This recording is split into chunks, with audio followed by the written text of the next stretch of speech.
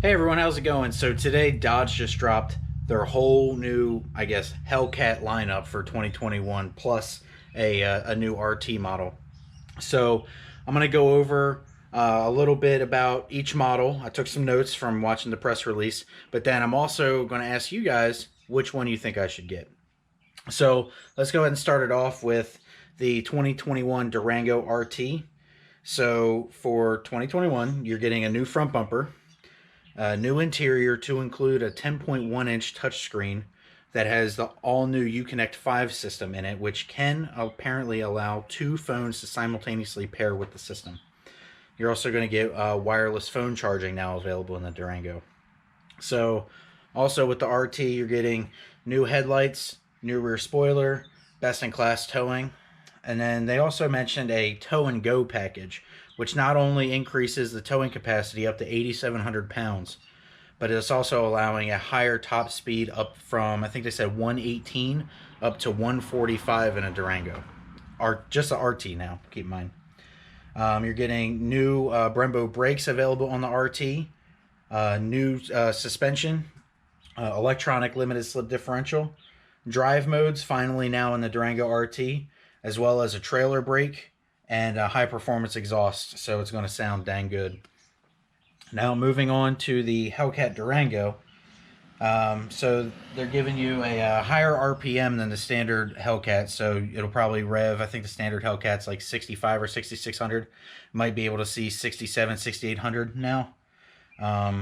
For the exhaust, they're putting a new X pipe on a Durango to give it a more better sound. You're getting a newly tuned transmission and tuned suspension specifically for the Hellcat Durango. You're also going to get the same towing numbers that you got from the RT, which is 8,700 pounds.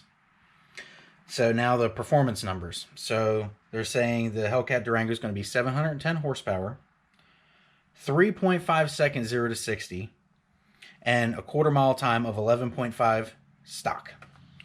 So it's pretty dang quick, especially for an SUV that's probably going to be, what, roughly high 5,000s, maybe close to 6,000 pounds.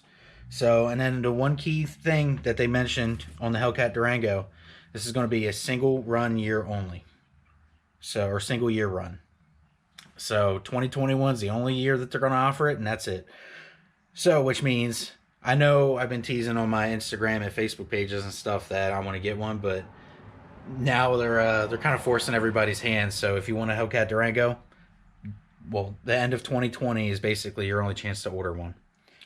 Yeah, I've been talking with my dealership, so we'll see if we can make it work. They haven't released pricing on it, so I would assume, based on the rest of the lineup and everything, how they've been launching things, I would assume the base price, no options on a Hellcat Durango, is probably going to be roughly around 65,000.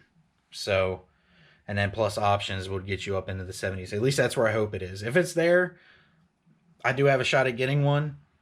But if it's any more than that, say it starts at 75 and then options up from there, that might be a little bit too out of range, but we'll see. So now moving on, so the way that they announced this car, they were saying it's the soul of a demon. So immediately you're like, okay, well, we're talking about the Challenger.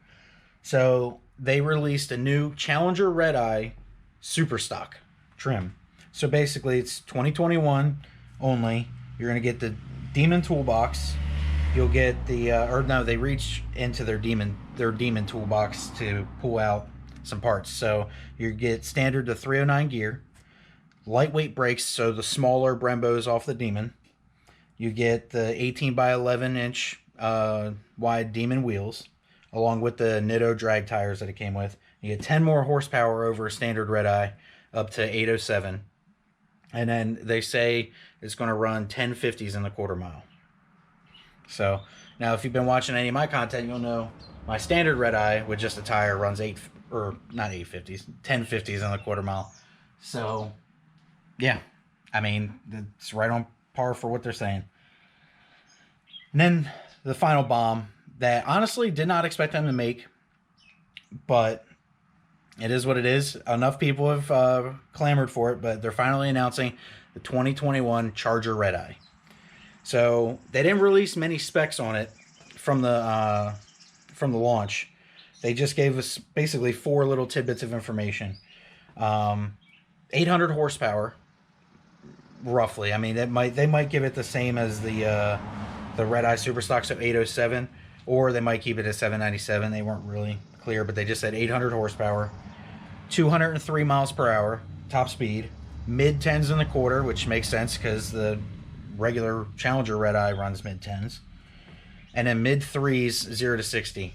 And then one thing I did notice on the Redeye is, for exterior wise, they did put a different hood on the Redeye. It has a lot longer exhaust vents going down the sides rather than the standard, traditional Hellcat hood that we've seen since 2015, where it's just the scoop and then 2 vents up front. These had really long side vents going on the hood.